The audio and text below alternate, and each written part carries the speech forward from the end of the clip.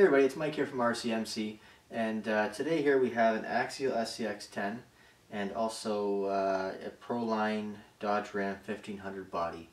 And today we're going to be doing a motor swap because I know a lot of you guys are out there, run your cars, and a lot of the hobby shops I go to, they explain that 90% of the guys come in there buying the cars ready to run and don't know how to fix them, don't know how to work on them. And it sucks because it's a great hobby, right? You just want to keep going. And so I'm just going to show you guys here. I've got a motor that's starting to go on me. I've already taken it out before, cleaned it as thorough as possible. It's still grinding.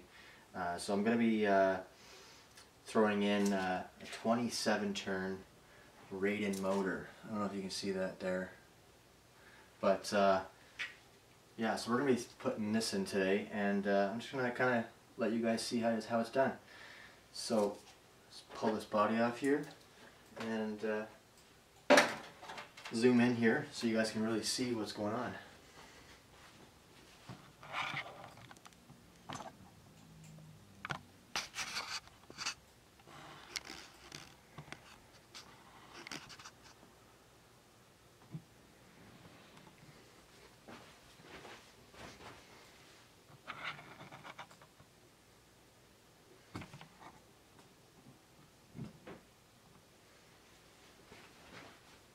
So here we have the truck, and inside here we have the original Axial Scx10, I believe it's 27 turn motor, and it's not a closed end bell, and today we're going to actually be swapping it out for the closed end bell motor.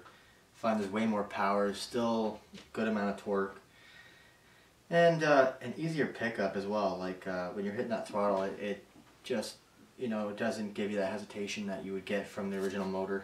So here we go. First, I'm pull out the battery here. Put that aside. And you'll notice there's two screws here holding the battery plate in place. I've got mine in with some Phillips head screwdriver. Some Phillips screws in there. Originally, I believe it just came with the other nuts and bolts that you'd find typically on these vehicles. I just find it a lot easier with the Phillips to do the removals and stuff like that. So we're gonna get this out of the way. I don't really have to play around with this here. Because it's able to be pushed out of the way when I need to get to it. You're going to find 3 screws here around the casing here, and you're going to want to remove those. I've already done that for you guys, so just to make it quicker here. What you're going to see here is you're going to see the 2 small screws here, and what I like to use is a long screwdriver, so I can get right in through the chassis, because you can use a regular Allen key to get in here and pull this motor out, but this is just how I like to do it. A little easier for me to get in here, as you can see here, and just turning, and see it pops off nice and easy.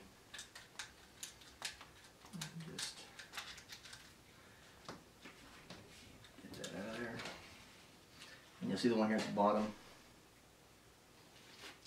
Get that out of there. It's really this simple, guys.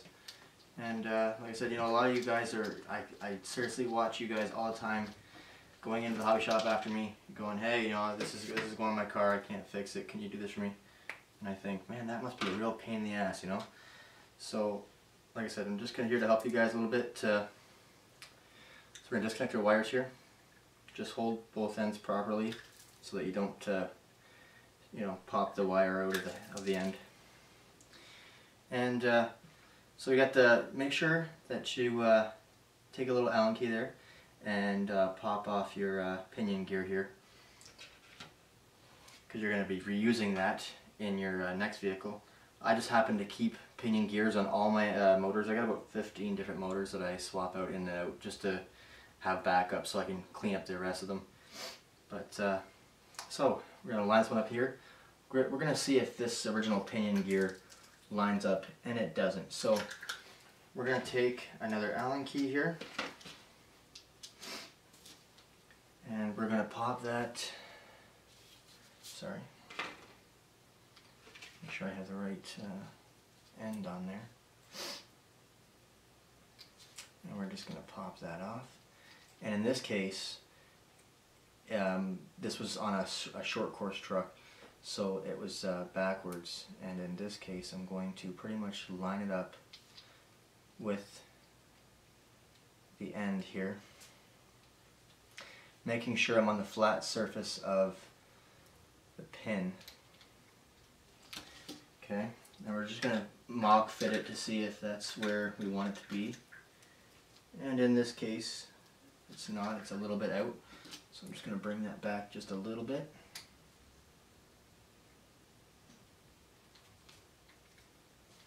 Okay.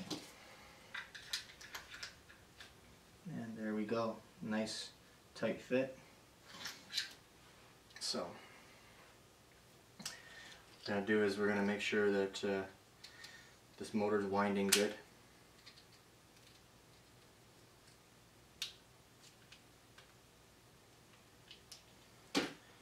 So turning the motor, yep. It's a nice contact in there, I can feel it. So we're going to go ahead and mount that. So the spacing is very important when it comes to these, because you just you get too close, you'll have too much grinding. Have it too far away, you'll start stripping the gears.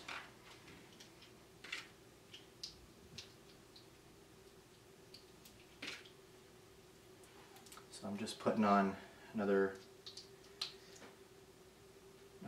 Allen key socket here. And once again, we're going to go in. Make sure there's two ways you can, or two setups here for two different screws on either end for adjustment. So just make sure you're lining up that with the actual housing, so you can get the screw in there on a good spot. And just hold it steady. Try to keep it as flat as you can to the base, and just get that in there.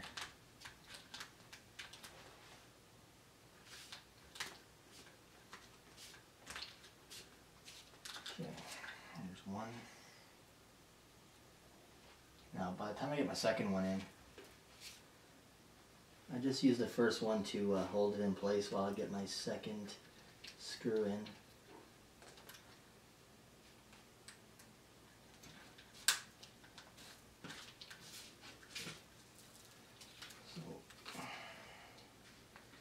Just by hand we're going to adjust and shift the motor, because there's enough play in there you can actually shift that motor.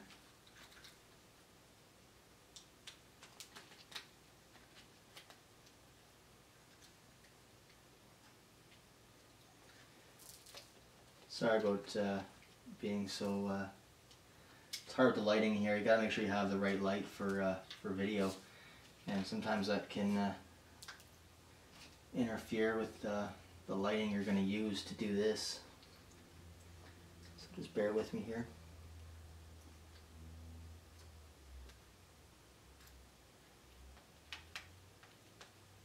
And there we go.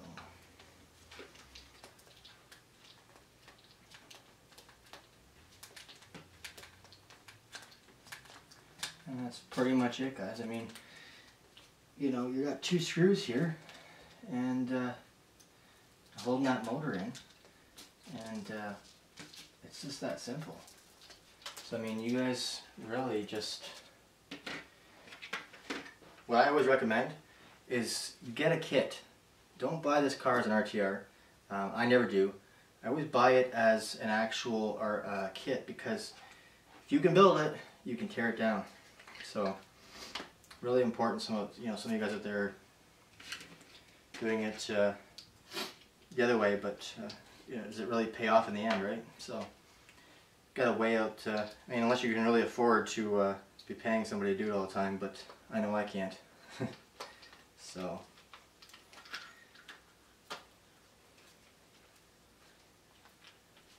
I'm just going to stick these 3 screws back up in this housing here.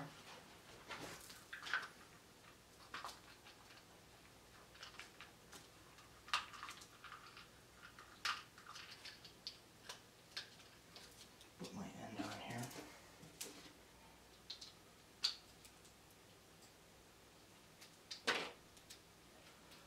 Makes it a little easier.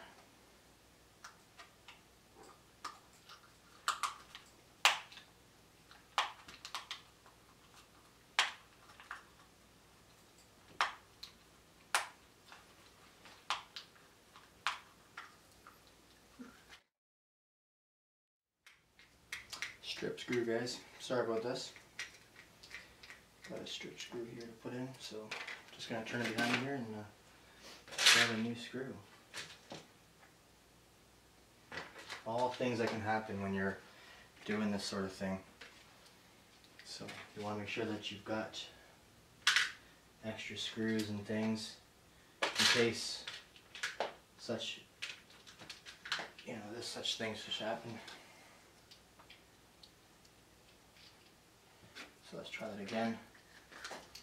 So that's a good example of, you think you're not getting it maybe, or you're going out and you're trying things and you're thinking, maybe you're the first time guy and you strip a screw and you think, oh shit, have I screwed this whole thing up, But no, it's just, we all do it. We all can, with how many times you're gonna remove this stuff, it is going to get stripped and it is going to, come off and back off or whatever it may be. But don't be scared, just go back at it. In my case, I don't like putting the 3rd screw down underneath, because if there is water getting in, I'd like for it to get out. So leaving that little bit of crack at the bottom, I don't recommend putting the bottom screw in. Some of you guys would like to do it, but I still find with all 3 screws still in, when I go in deep water, it's still, you can see the rust starting, and so I figure, you know what, let the water escape. Gravity's going to do its job, right? So there you have it, guys, and I'm going to back this camera up here.